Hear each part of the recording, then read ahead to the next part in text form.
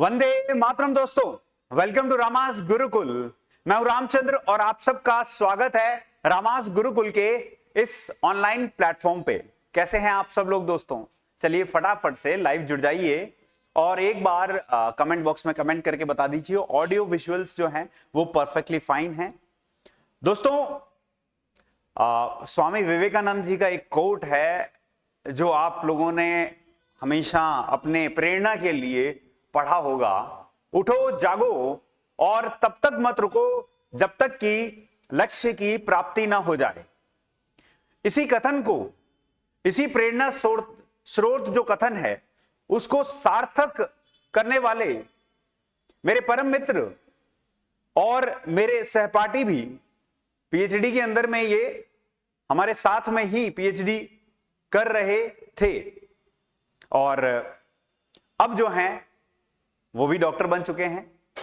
और न सिर्फ डॉक्टर बने हैं, इन्होंने जो है पीजीटी एमपीपीएससी 2023-24 उसके अंदर में रैंक 1 हासिल करने का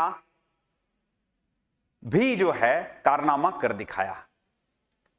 और यहां पर नहीं रुके भाई, ये हरियाणा पीजीटी 2023-24 में भी 20वीं रैंक जो है इन्होंने हासिल की।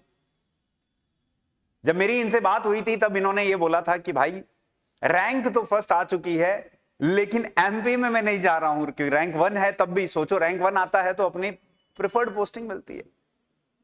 तो इन्होंने चूज किया उस एडवांस स्टेट को जो शिक्षा का मॉडल भी है। हरियाणा के अंदर इन्होंने अपनी जो है सेवाएं देने का निर्णय भी लिया और अंततः उन्होंने एज अ पीजीटी हरियाणा के अंदर में 2024 के अंदर में ज्वाइन कर लिया। दोस्तों, मैं एक बार इनकी थोड़ी सी ब्रीफ जो है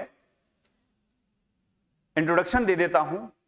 आप डॉक्टर देवेंद्र कुल्हार हैं जिन्होंने पीएचडी हिस्ट्री सब्जेक्ट से किया। आप जेआरएफ हैं, उसके बाद आपने 3 साल एसआरएफ भी जो है लिया और उसके बाद में कई सारी संघर्षपूर्ण असफलताओं के बाद में अंततः एमपी पीजीटी के अंदर में रैंक 1 और हरियाणा पीजीटी के अंदर में रैंक 20 हासिल की। और आज हम सब लोगों को, आप सब लोगों को वो मोटिवेशन, वो बूस्ट देने के लिए हमारे बीच में उपस्थित हैं डॉक्टर देवेंद्र कुल्हार। तो सबसे पहले तो जोरदार तालियों के साथ में स्वागत कीजिए डॉक्टर देवेंद्र कुल्हार का। स्वागत है देवेंद्र जी आपका रामास गुरुकुल के इस ऑनलाइन प्लेटफॉर्म पे। बहुत बहुत आभार कि आपने हमारा निमंत्रण स्वीकार किया और अपने इस संघर्षपूर्ण जीवन की जो है हम बोलें कि कुछ बाइट्स हमारे स्टूडेंट्स को जो हैं उनके साथ में आपने साझा करने का निर्णय लिया ताकि उन्हें भी आपके जीवन से वो प्रेरणा मिले और वो भी अपने लक्ष्य को प्राप्त कर सके। तो सबसे पहले तो एमपी पीजीटी के अंदर में रैंक 1 हासिल करने के लिए आपको बहुत बहुत बधाई। एक थैंक यू सर। और उसके बाद हरियाणा पीजीटी में भी रैंक 20 हासिल करने के लिए पुनः बहुत बहुत बधाई और सेवाएं ज्वाइन करने के लिए आपको बहुत बहुत शुभकामनाएं। एक धन्यवाद भाई रामास, आपने हमें मौका दिया यहाँ पर। ये मैं अपने आप को एक सौभाग्यशाली मानता हूँ जो इस प्लेटफॉर्म के ऊपर आपने हमें जोड़ा। और रामास गुरुकुल के लिए एक दोस्त के नाते मैं इनको शुभकामनाएं देता हूँ कि ये अपनी संस्था ऐसे ही बढ़ती रहे और आप सब लोग इससे जुड़े रहें। धन्यवाद। तो दोस्तों, आप जोधपुर की इस जो है अनुपम धरती के ऊपर पधारे हैं और जोधपुर की अपनायत किसी से छुपी नहीं है। तो हम जो हैं आपका स्वागत करते हैं जोधपुर के ही अंदाज के अंदर में। तो सबसे पहले तो देखिए कि इनका जो है माल्यार्पण करके हम जो है स्वागत करते हैं।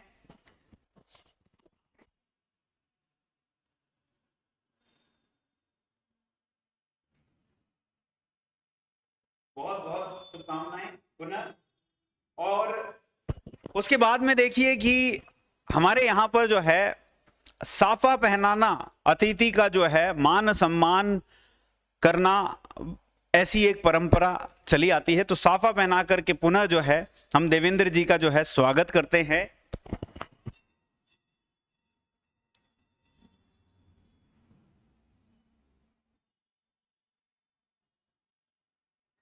Many many congratulations.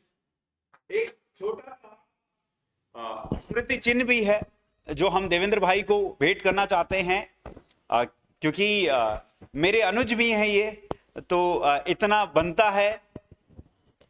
देखिए, मेरा ये मानना है कि इस शिक्षण की जो है जर्नी के अंदर, लाइफ जर्नी के अंदर में आपका और कलम का साथ कभी न छूटे, ऐसी कलम जो है ना। हालांकि ये हिस्ट्री से है, इनका ज्यादा नाता है वो तलवारों से ज्यादा है, युद्ध से ज्यादा है, लेकिन फिर भी देखिए हम भूगोल से हैं, तो हम क्या है कि भूगोल और हिस्ट्री का तालमेल बनाए रखने के लिए आपको एक छोटा सा जो है भेंट करेंगे, जो कि अंदर कलम ही है। और मैं आशा करता हूं इस कलम से आप इस तरह की हिस्ट्री लिखें कि वो अपने आप में हिस्ट्री बन जाए।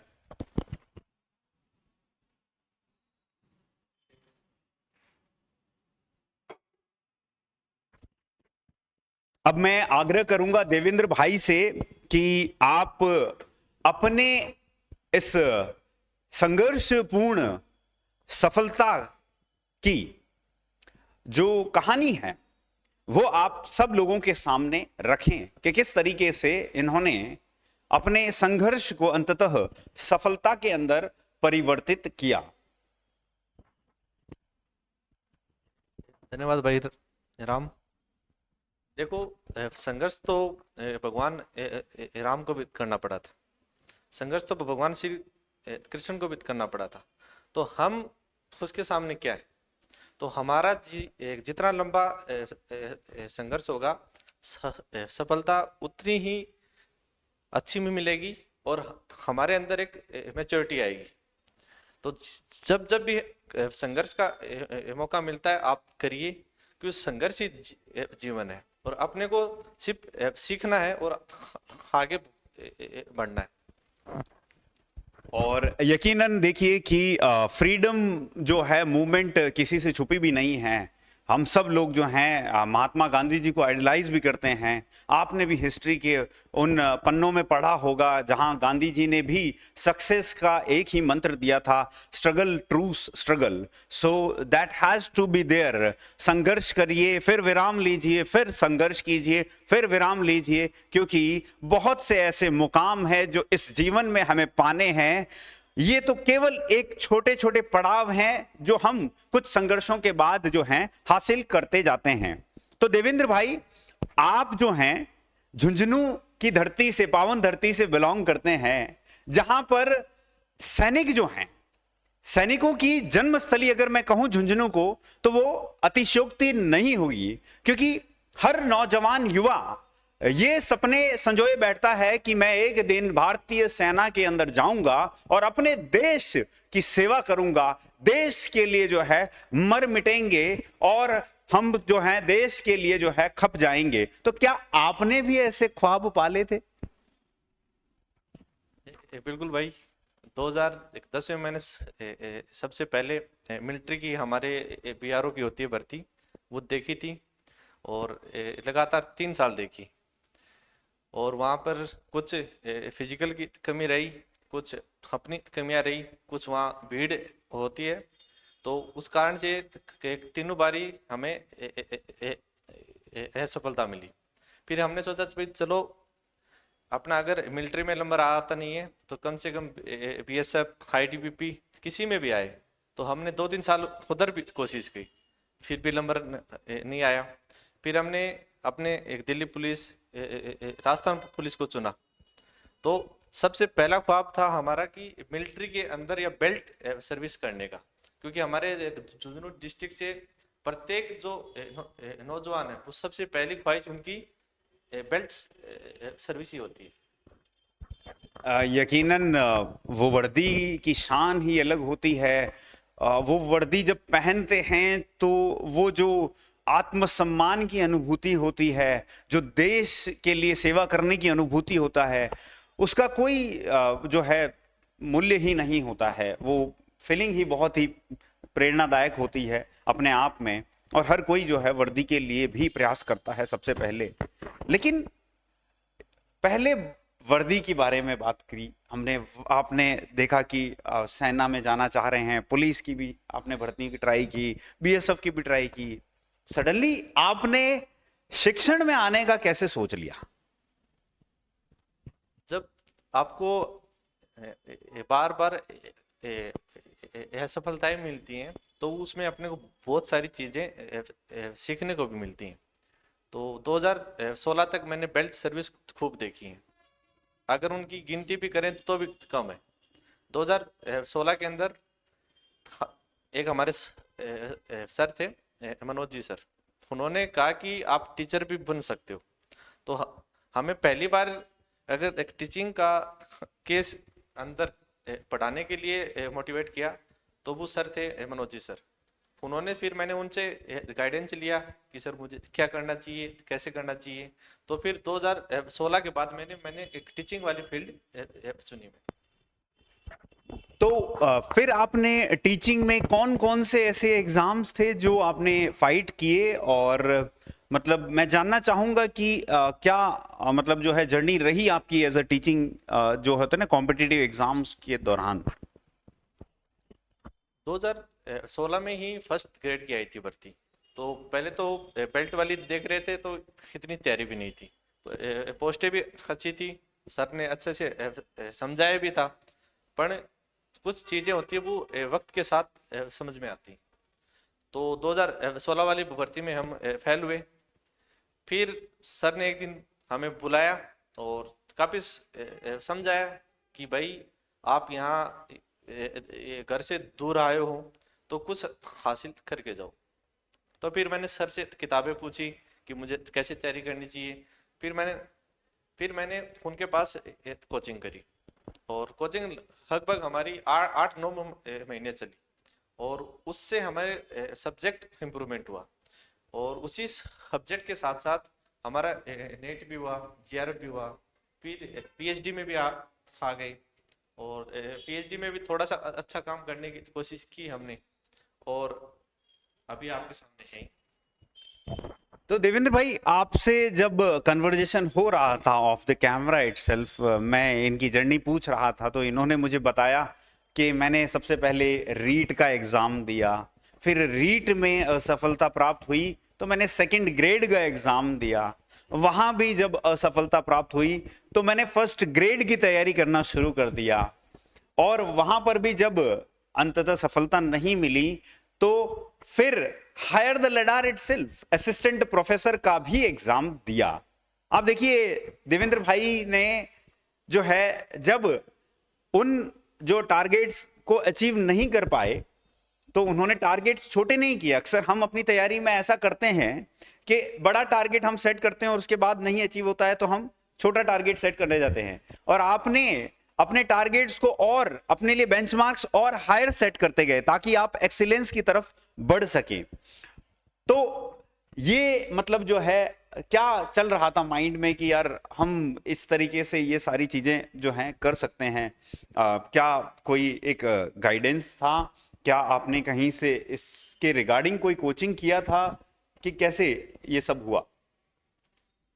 ये भाई बात ऐसी है, जब अपन इसे कंपटीशन में फेल होते हैं तो हम अपना मूल्यांकन करते हैं कि हम यहाँ फेल क्यों हुए। तो जब रीट में हुए फेल तो ये देखा कि अपने ये पार्ट कमजोर है, तो सेकंड ग्रेड में गए, उधर भी देखा कि हमारे यहाँ ये पार्ट कमजोर है। पर जब पीजीटी की बात आती है, स्कूल लेक्चरर की बात आती है, तो वहाँ पर अपने सब्जेक्ट सबसे ज़्यादा आता है, और अपन सब्जेक्ट को कितनी भी देर पढ़ सकते हैं, ये एक अपने लिए प्लस पॉइंट था। तो फिर जो रीट में हमारे ज़्यादा होते हैं सब्जेक्ट, सेकंड ग्रेड में और थोड़े कम होते हैं, फर्स्ट ग्रेड में बिल्कुल ही आपके सामने एक पूरा सब्जेक्ट का पेपर होता है। तो अगर अपना सब्जेक्ट अच्छा है तो हम कोई भी एग्जाम में सफलता प्राप्त कर सकते हैं। और आपने एक चीज बहुत ही अच्छी कही और किया भी, अपने लाइफ के साथ में इम्प्लीमेंट भी किया कि देखिए ये जो कॉम्पिटिटिव एग्जाम होता है ये कई बार अनिश्चितताओं का खेल भी होता है। कई बार हमारी तैयारी उस अनुरूप होती है, कई बार नहीं हो पाती है, कई ऐसे कारण जो हैं होते हैं। उस दिन आप क्या करते हो उसमें वो भी डिपेंड करता है। लेकिन देवेंद्र भाई ने एक बहुत ही अच्छा कार्य ये किया कि अपने कॉम्पिटिटिव करियर को आगे ले जाते गए, लेकिन साथ में इन्होंने अपने प्लान बी यानी कि नेट एग्जाम को जो है उसको भी एक्टिवेट कर दिया। तो ये ख्याल आपको कैसे आया और कब आया, और इसमें आपने मतलब जो है कब कब जो है क्या क्या हासिल किया, नेट जेआरएफ आपने कब हासिल की, ये आप हमारे दर्शकों को और स्टूडेंट्स को प्लीज बताएं। जब मैं फर्स्ट ग्रेड की तैयारी कर रहा था अपने यहाँ राजस्थान में, तो 2017 की बात है, तो हमारे सर ने कहा कि भाई जो फर्स्ट ग्रेड की तैयारी कर रहा वो नेट का भी दे एग्जाम। तो हमें तो इतना पता नहीं था कि नेट होती क्या है, क्योंकि गांव देहात से आए थे उठ के, तो पहला तो यही था कि नेट कोई साइंस की होती है, अपनी तो होती नहीं है। फिर पता चला कि नेट भाई आर्ट्स वाले बच्चे भी दे सकते हैं। तो फिर मैंने 2017 में पहली बार नेट दिया और बुरी तरह फेल हुआ, क्योंकि अब अपनी तैयारी नहीं थी। फिर ये देखा कि अगर अपन सब्जेक्ट के सवाल ही गलत कर रहे हैं तो फिर सब्जेक्ट कहाँ पर पढ़ रहे हैं। तो फिर एक संदर्भ बुक की एक लिस्ट तैयार करी और फिर वापस से तैयारी शुरू की। तो 2018 वाला जो नेट था वो मैंने जीआरएफ के साथ मैंने क्लियर कर लिया, क्योंकि एक कारण और भी था कि हमारे सर ने मुझे कहा था कि अगर आप जीआरएफ कर लोगे तो आपकी जो बेरोजगारी है वो कुछ साल के लिए खत्म हो जाएगी। तो मैंने सर से पूछा कि सर कैसे, तो सर ने हमें ये बताया कि भाई उसमें कुछ सरकार फेलोशिप देती है, तो उससे आप अपना भी खर्चा चला सकते हो और अपने रिसर्च भी कर सकते हो। तो फिर मेन मोटिव था कि जेआरएफ हो जाए, और उससे अपने को अपने जो फाइनेंशियल जो दिक्कतें हैं वो एक दूर भी हो जाएंगी और साथ साथ अपनी तैयारी भी होती रहेगी। तो फिर मैंने 2 बार, मतलब दूसरी बार में हुआ नेट और तीसरी बार में जीआरएफ क्लियर हुआ। तो दोस्तों देखा, देवेंद्र भाई ने जो है एक चीज नहीं की, वो था कि अपने ख्वाबों के साथ समझौता नहीं किया और लगातार जो हैं अपने लक्ष्य की तरफ अग्रसर रहे, क्योंकि एकेडमिक एक्सीलेंस इनका लक्ष्य था।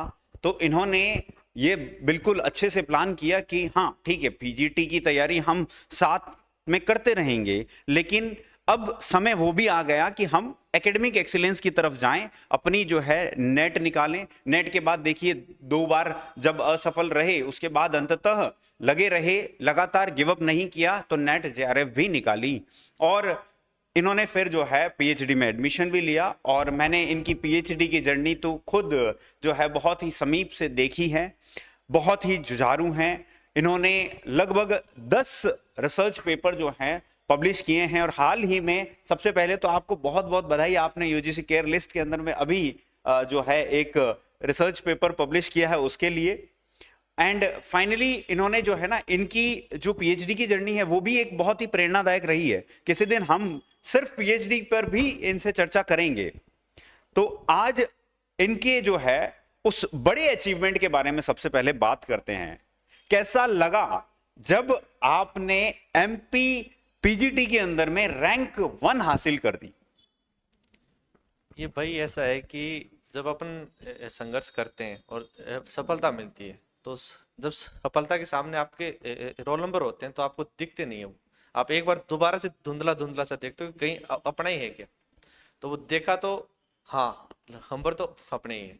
तो देखो आंखों में तो आंसू आते हैं, क्योंकि आपने एक लंबा संघर्ष किया है, तो आपके आंखों में आते हैं आंसू, पर एक सुकून भी आता है।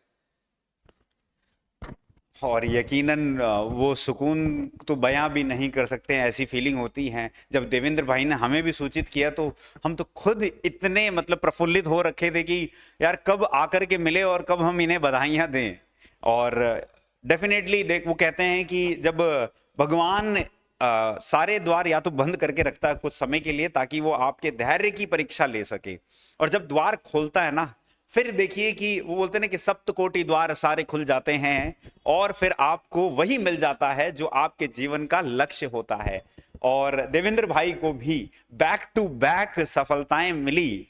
यहां एक तरफ तो न्यूज आई कि देवेंद्र भाई ने एमपी पीजीटी के अंदर में रैंक 1 हासिल की। वहां कुछ दिनों बाद में जब हरियाणा पीजीटी की रिजल्ट आया तो वहां पर भी इन्होंने जो है अमंग द टॉपर्स रहे, इन्होंने रैंक 20 हासिल की। तो देवेंद्र भाई, अब मैं जानना चाहता हूं कि आफ्टर ज्वाइनिंग कैसा लगता है जब बच्चों को पढ़ाते हैं? तो पीएचडी के बाद अगर आप स्कूल में पढ़ाने जाते हो क्लास में, और बच्चों को ये पता है कि सर पीएचडी है, तो आपके ऊपर एक नैतिक दबाव आता है कि आप बच्चों को अच्छे से अच्छा पढ़ाएं। जैसे मैं अभी हरियाणा में था, तो वहाँ मैंने पहले 2 दिन ली क्लास, तो मुझे ये पता चला कि कुछ बच्चे एक ट्यूशन भी कर रहे हैं, हिस्ट्री जैसे सब्जेक्ट का एक ट्यूशन भी कर रहे हैं। तो क्योंकि अभी 2 ही दिन ज्वाइनिंग के थे, तो पहले मैंने समझा कि समस्या कहाँ है। तो मैंने बच्चों से पर्सनली बात करी, तो उन्होंने कुछ कमियां बताई कि जो हमारे पहले वाले सर थे वो हमें ऐसे पढ़ाते थे, हमें सिर्फ रटवाते ही थे। तो हम फिर एक ट्यूशन पर मतलब कि ज्वाइन कर लिया। फिर मैंने कहा चलो ठीक है, आप एक ट्यूशन करो, एक चैप्टर जो आप जहाँ भी ट्यूशन कर रहे हो वो आप उधर से आओ पढ़ के, और एक चैप्टर वही चैप्टर आपको मैं पढ़ाता हूँ। अगर फिर आप एक दोनों में तुलना करना कि भाई वो सर ने अच्छा पढ़ाया या फिर हमारी स्कूल के सर ने अच्छा पढ़ाया। अगर हम अच्छा पढ़ाते हैं तो आप कंटिन्यू अपना पढ़ाई को जारी रखिए और एक ट्यूशन को खाओ करिए। क्योंकि अगर हमारा पढ़ाया हुआ बच्चा अगर स्कूल से बाहर जाता है और वो एक ट्यूशन करता है, तो ये एक हमारी पढ़ाई के ऊपर एक कलंक रहेगा कि हमने क्यों नहीं अच्छा नहीं पढ़ाया। तो फिर अभी मैंने लगभग मैंने कोर्स कंप्लीट उनका करवा दिया है। तो अभी मैंने उन बच्चों से पूछा क्या आप अभी ट्यूशन कर रहे हो, तो उन्होंने कहा सर हमने तो तभी छोड़ दिया था, तब जो आपने पढ़ाया था फिर आप वाला हमने हमारे सर को दिखाया वहाँ पर। तो उन्होंने कहा कि ये सर वाला ही आप पढ़ लो, यही आपके लिए अच्छा रहेगा। तो ये सुन के हमें बहुत अच्छा लगता है कि अपने जो पीएचडी करी, जो अपने सीखा, वो एक स्कूल में इम्प्लीमेंट कर रहे हैं। यकीनन देवेंद्र भाई, आप शिक्षण के अंदर में अनेकों नवाचार करें और स्टूडेंट्स के लिए जो हैं हिस्ट्री को, और न केवल हिस्ट्री, और भी उनकी लाइफ जो स्किल्स रिक्वायर्ड है उनके जीवन में, उन्हें भी थोड़ा सा जो है आसान कर दें ताकि वो आगे जाकर के जो हैं कुछ कर गुजर जाएं। क्योंकि देखिए, एक शिक्षक का जो है वो एक्स्ट्रा दायित्व होता है। वो न केवल एक स्टूडेंट का भविष्य बनाता है बल्कि वो देश के भविष्य के निर्माण में भी उतना ही उत्तरदायी होता है। तो मैं आपको ना उसके लिए सबसे पहले तो जो है वो बोलते हैं कि जिम्मेदारी से कहूंगा कि भैया, ये जो दायित्व मिला है इसको ना मतलब बिल्कुल कोताही बिल्कुल नहीं बरतनी है। एज अ मतलब गुड टीचर है ना, आपको आना चाहिए कि हाँ भैया, कि देवेंद्र जी से सर से पढ़े हैं हम, और हम डेफिनेटली लाइफ में बहुत अच्छा कर रहे हैं। अब देवेंद्र भाई, मैं एक बहुत ही जो है ना यक्ष प्रश्न जो है हमारे जो श्रोता हैं, जो स्टूडेंट्स हैं, उन सब की तरफ से जो है आया है, वो ये आया है कि सर आरपीएससी पीजीटी की भर्ती भी आई हुई है, थोड़ा सा उस पर भी प्रकाश डालिए कि कैसे हम जो हैं वो जो पीजीटी के स्कूल लेक्चरर का जो वैकेंसी आया है उसके अंदर में इन 3-4 महीनों में मेहनत करके और सफलता को हासिल कर सकते हैं। तो थोड़ा उनका भी मार्गदर्शन कीजिए। आपको अपने सब्जेक्ट को सबसे पहले करना है तैयार। और सब्जेक्ट के लिए ये है कि जैसे अपने 4 पार्ट हैं, प्राचीन भारत, मध्यकालीन भारत, आधुनिक भारत और विश्व का इतिहास। तो इन सब्जेक्टों की एक एक पार्ट की एक किताब तो आप रखिए जो ये देखिए अपने पास। और ये किताबें हैं, ये मतलब रेफरेंस बुक है हमारे पास। एक होती है रेफरेंस बुक, एक होती है गाइड बुक। तो गाइड बुक तो मार्केट में खूब है, पर वो आरपीएससी वाले उनके उत्तर कुंजी को मानते नहीं है। तो सबसे पहले जब आप पढ़ाई अपनी करें तो संदर्भ बुक के साथ करें। तो मैंने यहाँ लिखी है अपनी जो हमने पढ़ी है। मैं ये नहीं बोला कि आपको पढ़नी चाहिए, ये मैंने पढ़ी है, वो किताबें मैं आपको बताऊंगा। तो सबसे पहले प्राचीन भारत की है, विमल चंद्र पांडे जी की आती किताब। इसके 2 भाग हैं, वो वाले पढ़ने हैं। या फिर आप प्रोफेसर भूपेंद्र सिंह जी हैं, ये दिल्ली यूनिवर्सिटी में है, और माननीय प्रधानमंत्री जी मनमोहन सिंह जी की है, एक छोटी भी बेटी भी है। तो इनकी किताब पढ़िए। इनमें से हो सके तो दोनों किताबें पढ़िए। ये थोड़ी पुरानी है पर अपडेट के साथ ये वाली किताब है। दूसरा है मध्यकालीन भारत, एससी वर्मा के 2 आते हैं वॉल्यूम, वो आपको पढ़ने एक पार्ट की एक किताब, और वो एक ये पढ़नी है अपने को।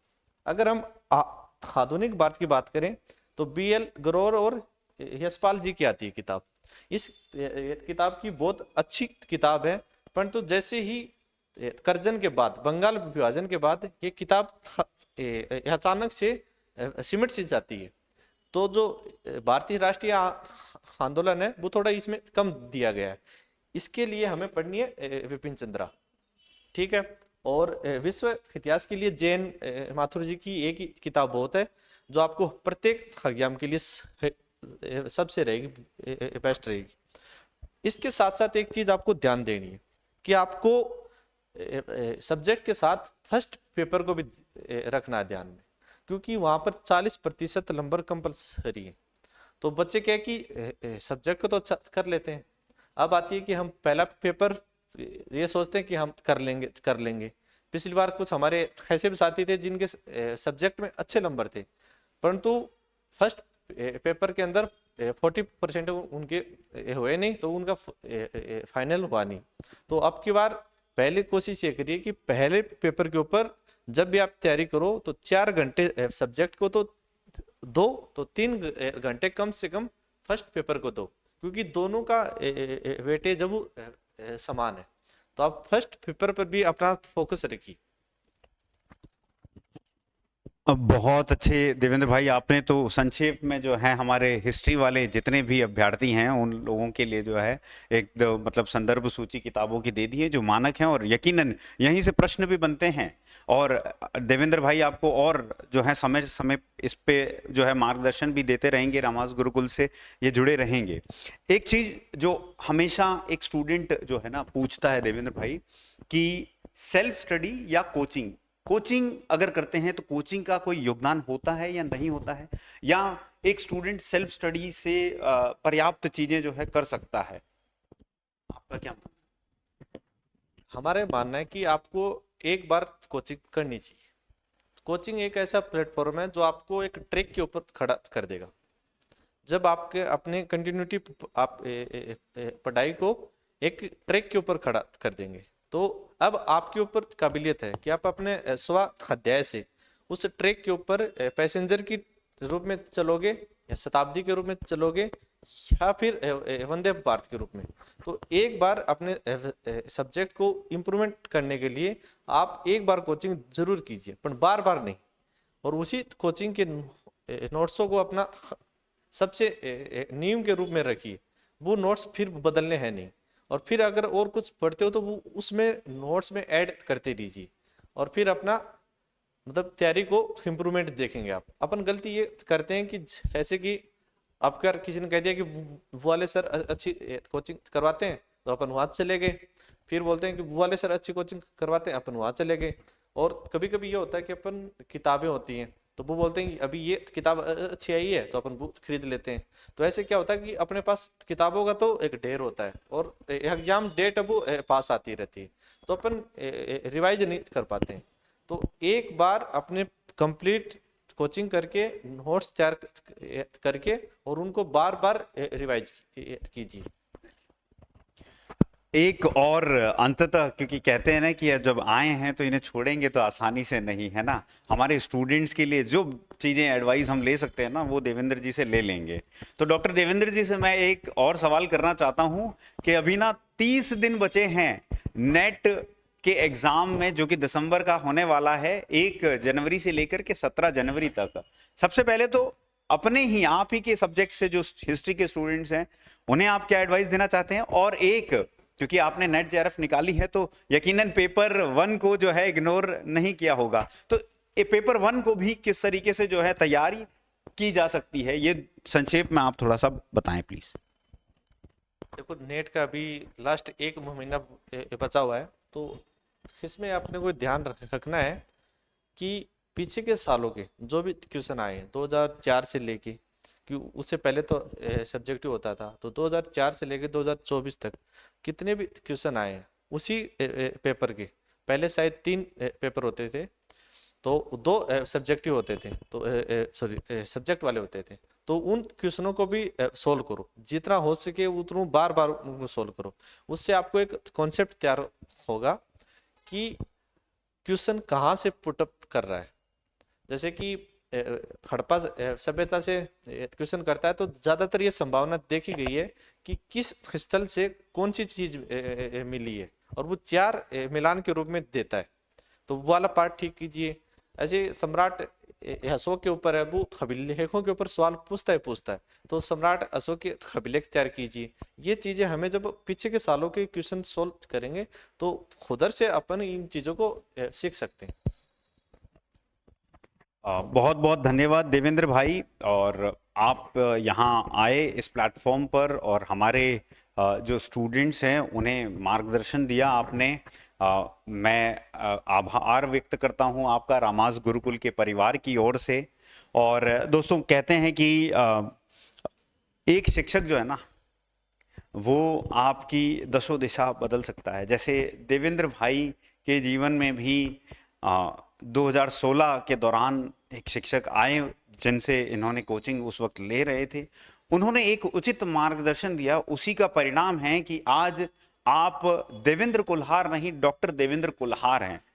और यकीनन अब ये डॉक्टर देवेंद्र कुल्हार स्कूल व्याख्याता, स्कूल लेक्चरर हिस्ट्री से हरियाणा हरियाणा जो है के अंदर में आप जो हैं अपनी सेवाएं दे रहे हैं, और स्टूडेंट्स का भविष्य का निर्माण का बीड़ा इन्होंने भी उठा लिया है। तो मैं आपको शुभकामनाएं देता हूं कि आप अपने जो शिक्षक का जो कर्म भूमि है उसके अंदर में और ऊंचाइयां जो हैं छुएं, और हमारे जितने भी युवा स्टूडेंट्स हैं जो आपको प्रेरणा स्रोत के रूप में ले रहे हैं, उनके लिए भी जो है बेसिकली आप कुछ ना कुछ नया नवाचार करते रहें। सो बहुत बहुत धन्यवाद देवेंद्र भाई, थैंक यू वेरी मच। और मैं सिर्फ एक चीज कहना चाहूँगा यहाँ पर दोस्तों कि 1000 मील की यात्रा एक कदम से शुरू होती है। 1000 मील की यात्रा एक कदम से शुरू होती है। बस सवाल ये है, क्या आप उस कदम को उठाने की हिम्मत रखते हैं? क्या आप उस दिशा के अंदर अपनी मेहनत से, अपनी लगन से उस लक्ष्य की तरफ उस कदम के साथ में बढ़ सकते हैं? तो दोस्तों, ये थी डॉक्टर देवेंद्र कुल्हार की संघर्षपूर्ण कहानी। डेफिनेटली इनका जीवन हमारे लिए प्रेरणा का स्रोत है, और इनके जो डिफरेंट डायमेंशंस हैं लाइफ के, उसको लाने के पीछे मेरा एक उद्देश्य था कि आप अपने जीवन के लक्ष्य की प्राप्ति के साथ में अपने जो है एक सब प्लान बी को भी हमेशा साथ रखें, ताकि आप अपने लाइफ में कभी असफल नहीं हो सकते हैं। बाकी तो देखिए परीक्षाएं हैं, सफलता और असफलता केवल और केवल उस एक दिन की कहानी है, लेकिन जो मेहनत होती है वो बहुत समय से चली आई होती है और उसी मेहनत का परिणाम अंततः आपको मिलता है। जैसे कि देवेंद्र भाई ने वो कारनामा कर दिखाया हिस्ट्री के अंदर में, इतिहास को खुद रच दिया, रैंक 1 एमपी के अंदर में हासिल की इन्होंने हिस्ट्री पीजीटी के अंदर में। और पुनः हिस्ट्री कहते हैं कि history is written and re written, सो इन्होंने पुनः रीराइट भी किया, हरियाणा के अंदर में वापस से टॉप रैंकर्स में आ करके, और अब जो हैं आप सेवाएं दे रहे हैं हरियाणा के अंदर में एज अ पीजीटी। तो अगेन रामास गुरुकुल की और आप सब लोगों की तरफ से बहुत बहुत शुभकामनाएं और धन्यवाद। जय